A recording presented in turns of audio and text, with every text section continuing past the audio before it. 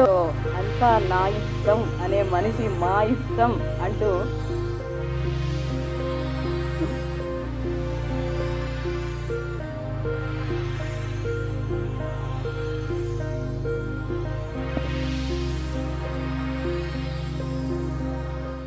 ప్రయాణం అంటే చాలా గర్వంగా ఆనందంగా ఉంటుంది, మంచి కిక్ ఇస్తుంది. అలాగా ఈ సినిమా మా ఇష్టం గురించి మీరు ట్రైలర్ చూశారు, సాంగ్స్ చూశారు. ఇంత అద్భుతమైన సినిమాని వేరే ఏ డైరెక్టర్ తీయలేడని సగర్వంగా చెప్పగలను. ఇకపోతే నిన్నటిదాకా మనం RRR మాన్యోలో ఉన్నాం. ఈ సినిమా దాని తర్వాత RRR మాన్యో అంటే రామ్ గోపాల్ వర్మ, రామ్ సత్యనారాయణ. ఇది నా స్వార్థం. ఇకపోతే ఆ సినిమాలో రామ్ చరణ్, ఎన్టీఆర్, రాజమౌళి ఉన్నారు. మా సినిమాలో ఇద్దరు కత్తి లాంటి హీరోయిన్లు, మా బాస్ ఆర్జీవి గారు ఉన్నారు. కాబట్టి 500 కోట్లు కలెక్ట్ చేసిన ఆ సినిమా ఎలా హిట్ అయిందో ఈ సినిమా కూడా గంటపదంగా చెప్తున్నాను, గ్యారంటీగా 50 కోట్లు కలెక్ట్ చేసే సినిమా అవుతుంది. అది పాన్ ఇండియా సినిమా, 4 లాంగ్వేజ్లో చేశారు. ఇది కూడా పాన్ ఇండియా సినిమా, 4 లాంగ్వేజ్లో చేశారు. అది బెంగళూరు, మద్రాసు, కలకత్తా అన్ని చోట్ల రాజమౌళి గారు బ్రహ్మాండమైన ప్రమోషన్ చేశారు. సేమ్ మా సినిమా కూడా అన్ని ఏరియాల్లో, అన్ని లాంగ్వేజ్ల్లో బ్రహ్మాండం ప్రమోషన్ చేస్తున్నారు. ఒక సినిమా హిట్ అవడానికి కావాల్సింది ఏమున్నాయో ఎలిమెంట్స్ అవన్నీ ఈ సినిమాలో ఉన్నాయి. ఇక ఈ సినిమా గురించి మా ఆర్జీవి గారు ఎక్కువగా మాట్లాడదన్నారు, నన్ను తక్కువ మాట్లాడుతున్నాను నేను. డెఫినెట్గా ఈ సినిమా 8వ తారీఖున అత్యధిక థియేటర్లో తెలుగులో రిలీజ్ అవుతుంది. అలాగే అన్ని లాంగ్వేజ్లో కూడా సేమ్ డే రిలీజ్ అవుతుంది. ఈ సినిమాని మళ్ళీ మా బాస్ ఈజ్ బ్యాక్ అనే రేంజ్లో డెఫినెట్గా ఈ సినిమా సూపర్ హిట్ అవుతుంది. సూపర్ హిట్ అంటే సినిమా కొన్న బయ్యర్కి డబ్బు వస్తే అది సూపర్ హిట్ నా దృష్టిలో.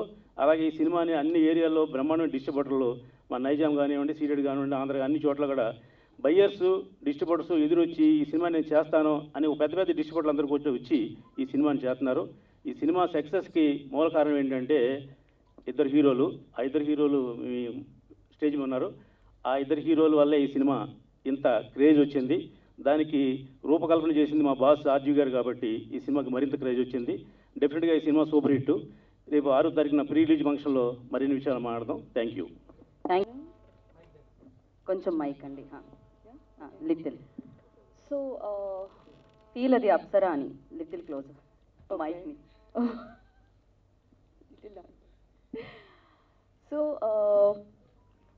आरजीवी सर के साथ मैंने प्रोजेक्ट कंप्लीट किया है, बहुत सारे डिफरेंट कैरेक्टर, बट डेंजरस कचरा little different character because a lesbian character, because any hero I mean love story बहुत इजी होता है परफॉर्म करने के लिए, बट एक गर्ल्स के साथ रोमांस करना लिटिल थोड़ा टफ जॉब है, because romantic scene, whole film, too much tension actually. So starting little uncomfortable था, बट मेरे फ्रेंड्स, फैमिलीज सपोर्ट की वजह से मैंने थोड़ा सोचा कि या आई थिंक मैं कर सकती हूँ. सो उसके बाद मुझे ऐसा लगा एज अ एक्टर कि हीरो हो या हीरोइन मुझे परफॉर्म करना है. सो एज अ एक्टर मैंने अपने ऊपर रिसर्च किया कि मैं विलेज कैरेक्टर करती हूँ, मैं स्पोर्ट्स कैरेक्टर कर सकती हूँ, मैं लव स्टोरी, तो क्यों ना मैं एक बार लेस्बियन कैरेक्टर प्ले करूँ, क्योंकि हीरो के जगह हीरोइन है, हीरो को किस कर सकते तो हीरोइन की नहीं. हाँ, थोड़ा सा अनकम्फर्टेबल था, बट अप्सरा और मैं फ्रेंड्स हैं पहले से ही स्टार्टिंग. सो थोड़ा सा मतलब कुंचुम टेंशन था, बट फिर कंफर्टेबल हो गया. तो डेंजरस मेरी लाइफ का एक ऐसा सब्जेक्ट है शायद मैं कभी नहीं भूल पाऊँगी, क्योंकि मैंने गर्ल को किस किया है, गर्ल के साथ रोमांस किया है, एक्शन किया है, फुल फिल्म मैंने किया है. तो मुझे ऐसा लगता है कि अभी के टाइम पे 2022 में बहुत सारे वेब सीरीज़ आ चुका है, बहुत सारे ऐसे स्टोरी आ चुका है. सो मुझे लगता है कि एज अ ऑडियंस सबको या जो वो लोग चाहते हैं कि डिफरेंट कैरेक्टर देखे या ऐसे सब्जेक्ट देखे. अगर हम लोग परफॉर्म नहीं करेंगे सो आई थिंक लोगों का माइंड चेंज नहीं होगा. बहुत सारे ऐसे लोग हैं जो अभी भी लेस्बियन, होमो या गे को थोड़ा डिफरेंट नज़र से देखता है।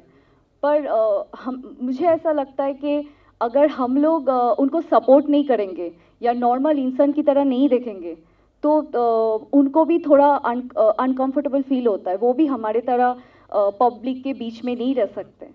सो मैं रिक्वेस्ट करूँगी कि आप लोग लेस्बियन को सपोर्ट करो एंड डेंजरस ऐसे subject I think audience like करता है, तब जाके हम लोग परफॉर्म कर रहे हैं। आगे भी ऐसे सब्जेक्ट में कर सकते हैं और ऐसे सब्जेक्ट सिर्फ RGV sir he possible, because वो बहुत ही स्ट्रेट फॉरवर्ड है और उनको डर नहीं है और ऐसे सब्जेक्ट में सिर्फ सर ही काम कर सकते हैं।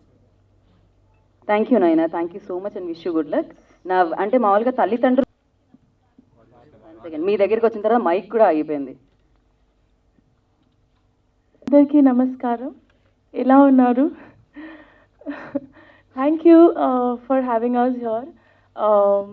I think I'm very lucky to be a part of a film like this, which is the usual films.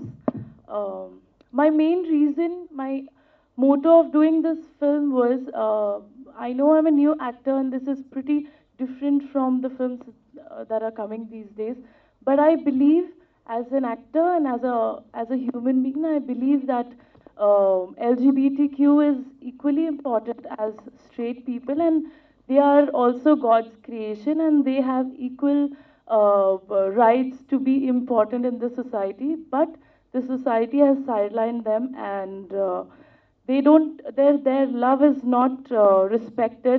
Not only their love, they are also not respected as much as they deserve to be, which was my first reason when I heard the script. I was like, wow, and I want to do this film because I think you know, celebrate this movie is about celebrating love between two women, which is the best part. We are not showing here the problems that they face in society because that is anyways happening. So our motto is to celebrate love between two women and show it in a way that we are proud of being in love, and probably I hope that that can actually you know, people can actually relate to the feelings of a lesbian couple, and which is why I did that. And also to some people, I know they're still against it, but I would like to remind them that even in our Indian mythology, you see Mahabharat, we've seen Shikhandi, she's you know, that's in our mythology, so they are never sidelined by our mythology or by our god. I think they're sidelined by us. So this is my main motto, and as an actor, I would like to. I was very happy to get a different project because I know it gets a lot of attention from people, which we are getting. We went to a lot of places: Delhi, Chennai, Bangalore. Tomorrow we're going to Kolkata. So everybody, everywhere, people are actually congratulating us to take up on a different topic like this. And I'd like to thank our director, sir, the one and only Ram Gopal Verma, for thinking of something so out of the box and so beautiful. And this movie has 2 songs, as we all just saw the songs. And I think this is the first time that a duet romantic song has been shot between 2 girls, which I'm very excited about. And it's my debut in Hindi cinema and debut in Tamil cinema. My Telugu people love me, I know that, and they're gonna love me always. So very excited about it, and would like to thank everyone, and would just request everybody to appreciate love between no matter whom. Love is love, no matter between whom. Yes, thank you. ఎక్కడ ఏ ఇంట్లో చూసినా, ఎక్కడ ఏ ఛానల్లో చూసినా, ఎక్కడ చూసినా ఆ పేరు చాలా ఫేమస్. సో మాటలు లేవు, మాట్లాడుకోవడం.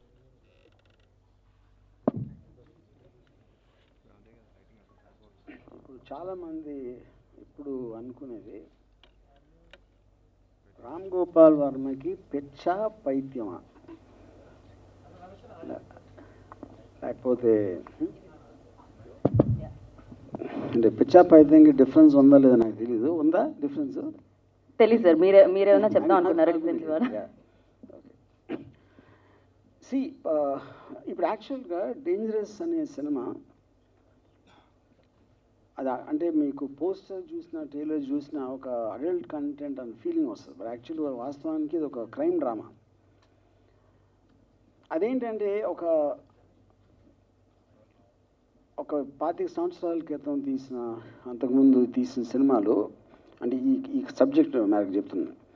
అంటే ఒక ప్యాటర్నైజింగ్గా ఎంతో మనకి ఏదో జరగకూడదని జరిగిపోతుంది సమాజంలో, లేకపోతే ఇలాంటిది మనం సరే ఇలా చూడాలి అని ఒక సింపాథెటిక్ దారుణం దాంట్లో తీసినాయి. కానీ ఎప్పుడైతే అది లీగలైజ్ అయిపోయిందో అప్పటి నుంచి ఏంటంటే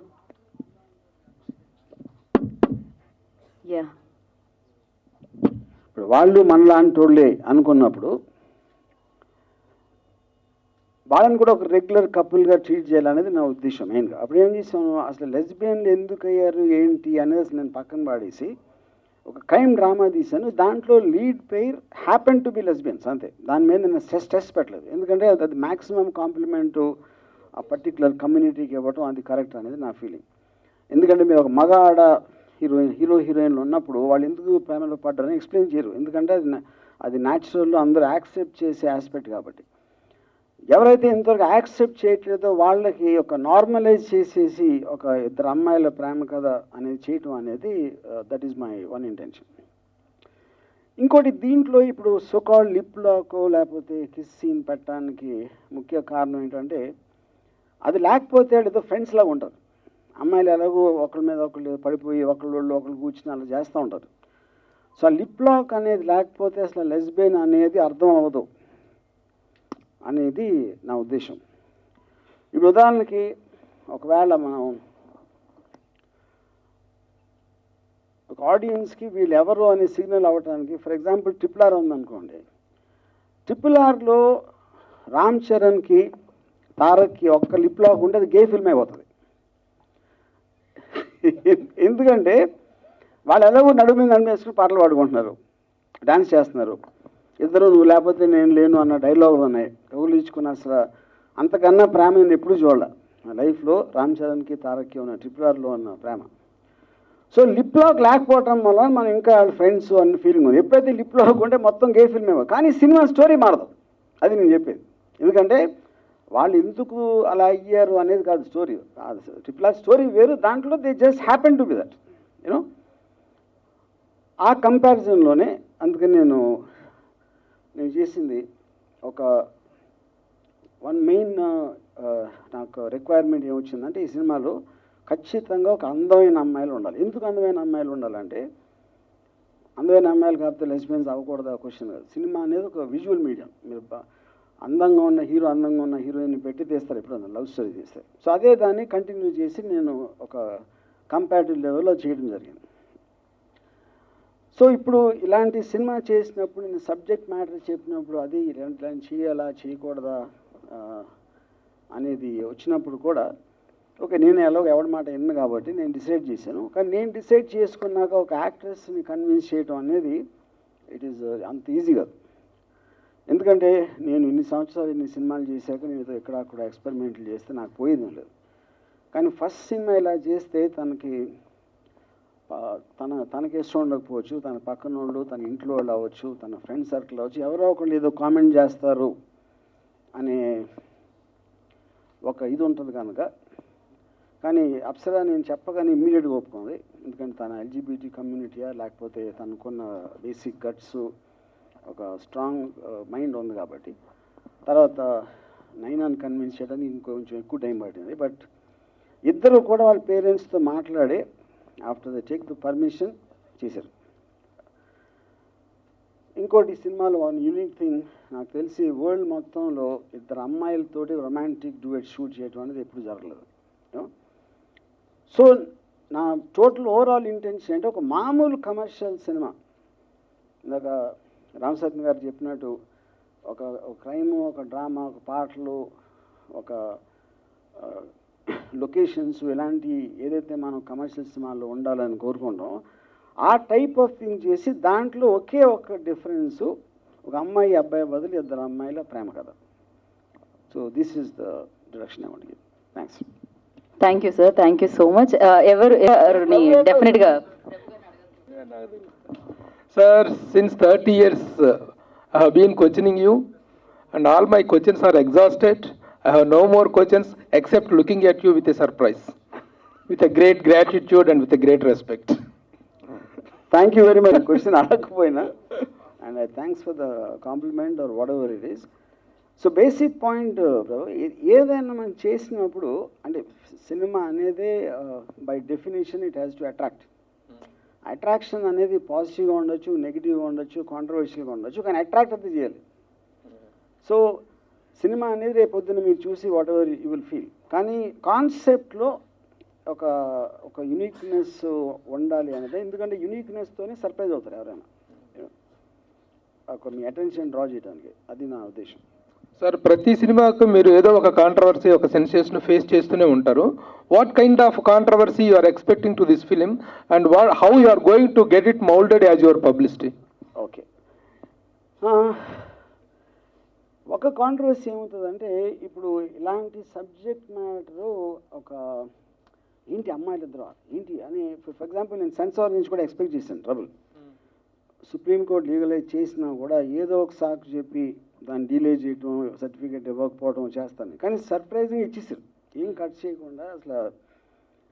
అంటే పార్ట్లీ అంటే ఇప్పుడు ఎప్పుడైనా సెన్సార్లో మీకు థీమ్ మీద ఒక ప్రాబ్లం ఉంటుంది, విజువల్ కట్స్, ఆడియో కట్స్ ఉంటాయి. సో ఆబ్వియస్లీ మీరు విజువల్ కట్స్ చూసి ఎన్ని సెన్సార్ అయినాయి మీరు ఇప్పుడు చూసినవి కూడా యూనో. సో అదొక నాకు సర్ప్రైజ్. కానీ ఇప్పుడు కొంతమంది అంటే ఈ అంటే నాకు వాళ్ళు ఏమంటారు, మారలిస్టులు ఉంటారు. సమాజాన్ని చెడగొట్టేస్తున్నాడు, మళ్ళీ వచ్చాడు ఈ రామ్ గోపాల్ అని అంటారు. నన్నే అంటున్నట్టుగా ఉంది. మీరు కాదు, మీరు ఇంకా మాట్లాడలేదు కదా, వాళ్ళు ఉంటారు కదా మహిళా సంఘాలు, అభ్యుదయ సంఘాలు, మన సినిమా జర్నీ చెడగొట్టేస్తున్నా వస్తారు. వచ్చిన అది అప్పుడేమవుతుందంటే అదొక కేటగిరీ. ఎందుకంటే వాళ్ళు ఏదో ఫీల్ అయిపోతారు వాళ్ళే సమాజం అని. వాళ్ళ సమాజంలో 0.0001% కూడా ఉండరు, కానీ వాళ్ళ సమాజం అని వాళ్ళు అనుకుంటారు. ఇప్పుడు ఫర్ ఎగ్జాంపుల్ గీరకపాటి పేరేంటి, గీరకపాటి నరసింహ, ఓకే, ఆయన ఏదో పుష్ప మీద కామెంట్ చేసి లేకపోతే ఇంకోళ్ళు ఎవరు దీని మీద చేసి, వీళ్ళందరూ ఏంటంటే ఒక అంటే వాళ్ళ ప్రపంచం వాళ్ళు అంటే వాడి చుట్టూ ఉంటుంది అంతే. అక్కడి నుంచి దాని బయట నుంచి చూడరు. ఒకేపు నుంచి కోట్ల మంది సినిమా చూసి దాన్ని మెచ్చుకుంటా ఉంటే వాళ్ళు చెడగొట్టేస్తున్నప్పుడు సమాజం ఎవరు? ఇతని సమాజమా, కోట్ల మంది సమాజమా? అదే పాయింట్. సో సేమ్ లెవెల్లో ఇంకోటి ఏంటంటే ఈ సినిమా మీద ఎవరికి ఎక్కువ ఉంటుందంటే వాళ్ళు గత 20 ఏళ్ళ నుంచి వాళ్ళు అసలు ఎంజాయ్ చేసి ఉంటాం. వాళ్ళ ఎంజాయ్మెంట్ అనేది లైఫ్లో వెళ్ళిపోయి ఉంటుంది చూడండి. అసలు వాళ్ళకు కూడా ప్రాబ్లం ఉంటుంది. ఎంజాయ్మెంట్ అంటే అర్థమైంది కదా మీకు, అది పాయింట్. సో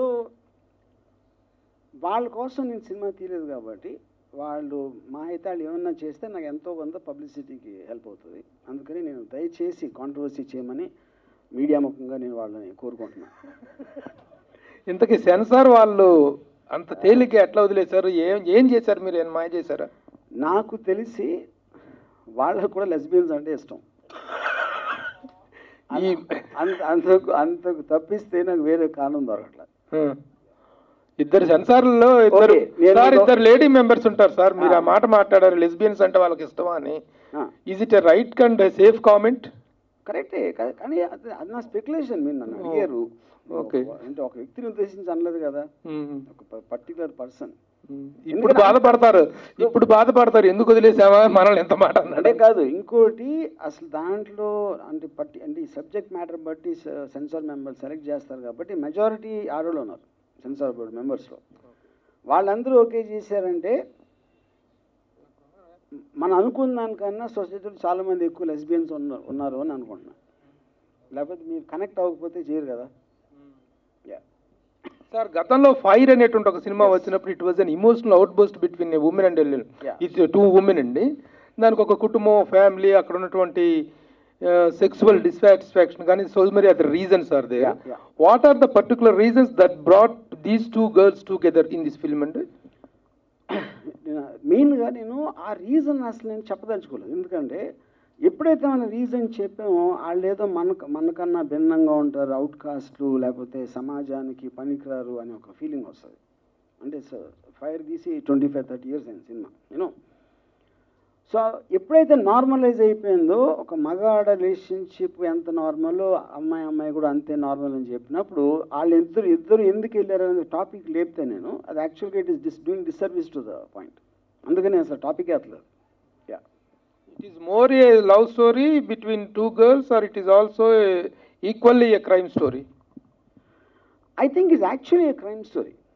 ఆ క్రైమ్ స్టోరీలో ఇద్దరు లెస్బియన్ లవర్స్కి వాళ్ళ ఒక సిచ్యువేషన్లో ఇరుక్కున్నప్పుడు వాళ్ళ మధ్యన ఏమైంది అనేది పాయింట్. అంటే ఒక డేంజరస్ సిచ్యువేషన్లో ఇరుక్కుంటారు, అందుకని టైటిల్ అది వచ్చింది.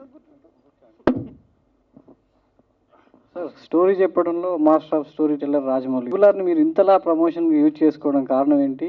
పర్టికులర్గా ఆ సినిమా బ్రొమాన్స్ అయితే మీది రొమాన్స్. సో దీనిలో ఇద్దరు గర్ల్స్ని ఎలా?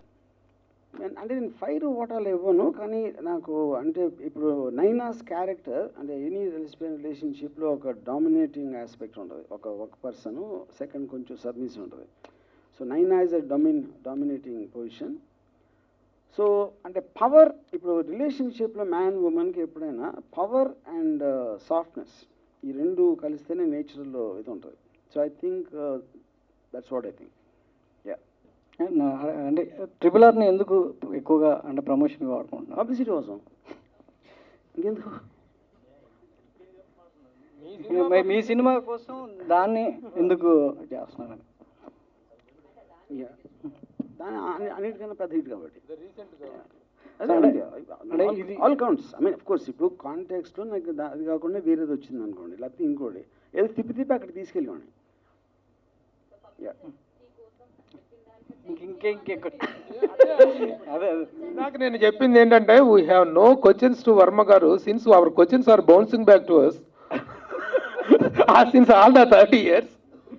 నన్ను కాదు బాబు, నన్ను ఒకళ్ళు అడిగారు, ఇప్పుడేంటి మీరు అప్సరా నైనా బికినీలో బీచ్లో పరిగెడుతున్నారు, అది ఏంటి అలాంటి షాట్లు అవసరమా సినిమాకి అని అడిగారు.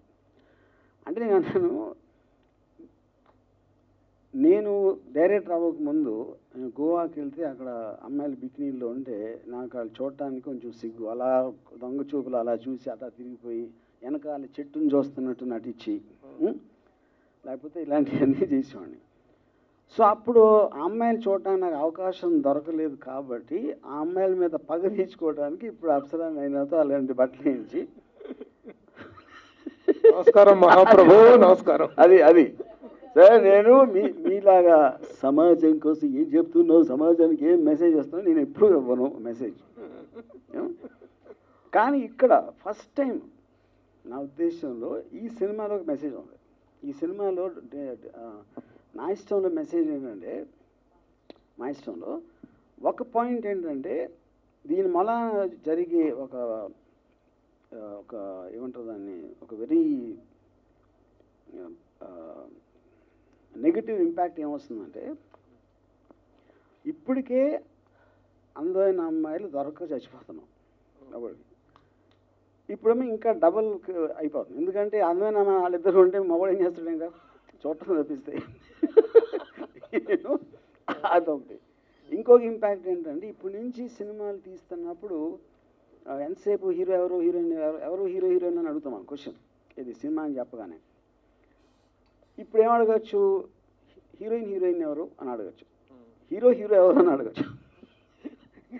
అంటే మీకు ఒక టైప్ రాంగ్ ఒక ఛాన్స్ దొరుకుతుంది దీంట్లో. సో అప్పుడు ఒక అలాగ ఇండస్ట్రీకి మూడు విధాల ఒక జానర్లు పెంచడానికి, వాళ్ళకి సేవ చేయడానికి నా అభిమతం ఈ సినిమా తీసి. సార్, అట్లాగే you might be feeling very great and proud. ఇండియాలో ఫస్ట్ ఫిలిం కాదు, లెస్బియన్ ఫిలిం ఇది తీశారు. అంతకుముందు ఏమో గాడ్ సెక్స్ ట్రూత్ తీశారు. ఇలాంటి చిత్రాల ద్వారా మీరు అందిస్తున్నటువంటి సేవలు అపూర్వం, అనితర సాధ్యం. Are you feeling very proud of that? I'm feeling super proud. అంటే ఈ ఒక్క దానికోసమైనా నాకు స్వర్గానికి వెళ్ళడానికి ఛాన్స్ ఉందని అనుకుంటున్నాను. మిగతా అన్నిటినీ కొంచెం స్లైట్ తీసుకుని ఇదన్నా చేశాడు. సవాలే లేదు, ఇంకా మీకు ప్రశ్నలే లేవు. No more please.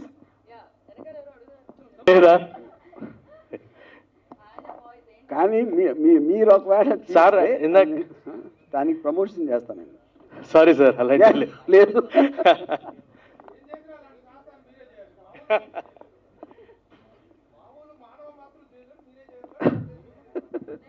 డెఫినెట్గా లేదు. మిగతా కొండ మీ బయోపిక్ అన్నారు, అది ఎంత వాస్తవం ఏంటి? అది ఎందుకు అంటే ఎప్పుడో యాక్చువల్గా అది అనౌన్స్ చేసి 2 years అయింది ఒకసారి. అది ఎందుకు హఠాత్తుగా దాన్ని బయటికి తీసి ఎందుకు తీసి నాకు కూడా అర్థం కావట్లేదు. నేను ఎక్కడ చెప్పలేదు దాని గురించి. ఐదు ఢిల్లీలో డేంజరస్ ప్రెస్ మీట్లో అడిగాను నేను ఫస్ట్, కేసీఆర్ బయోపిక్ వేస్తున్నారంటే అతను అప్పుడు ఎప్పుడో వినేసి నేను అక్కడికి వెళ్ళాను కాబట్టి అడిగాడు. అది గబుక్కుని బయటకు వచ్చి మళ్ళీ అందులో నాకు తీసే ఉద్దేశం ఉంది, but it is not in the top of my mind. ఎప్పుడు ఉండొచ్చు? I'm not sure. Okay, personal ఇంటర్వ్యూలు ఉన్నాయి, ఎందుకని దాచిపెట్టుకోవాలి కొంచెం. వచ్చేస్తూ ఉంటే సినిమా ఎప్పుడు వస్తుందని వెయిట్ చేస్తూ ఉంటాం. సో ఆర్జీవీ సినిమాల కంటే ట్రైలర్లు ఎక్కువ కనిపిస్తున్నాయి యూట్యూబ్లో. ఆ సినిమాలన్నీ రిలీజ్ అవుతాయా సార్? రిలీజ్కి ఉన్నాయా? ఉన్నాయంటున్నారు. కమింగ్. ఓకే, ఏ ట్రైలర్ వచ్చినా ఇందాక మీరు కేసీఆర్ బయోపిక్ అన్నట్టు దానికి ఆన్సర్. సో ఏ ట్రైలర్లు వచ్చినా దానికి సినిమాలు కూడా వస్తే ఆలస్యమైనా ఏమైనా వస్తూ ఉంటాయని చెప్తున్నారు ఆయన. ఇందాక చెప్పానుగా 8th April వస్తుంది, మీ ఇష్టం. అండ్ ఖచ్చితంగా యూనో ఒక సినిమా సక్సెస్, మనం ఇందాక ప్రభు గారు కూడా, ఇందాక రామ్ సత్యనారాయణ గారు కూడా అన్నారు, సినిమా ఆల్రెడీ చేసిన ప్రొడ్యూసర్లకి, కొన్న డిస్ట్రిబ్యూటర్లకి లాభాలు వచ్చేసిన తర్వాత ఇంకేం కావాలి సినిమా పూర్తిగా కోరుకున్నాను. అండ్ థ్యాంక్ యూ ఆర్జీవి గారు, థ్యాంక్ యూ సో మచ్.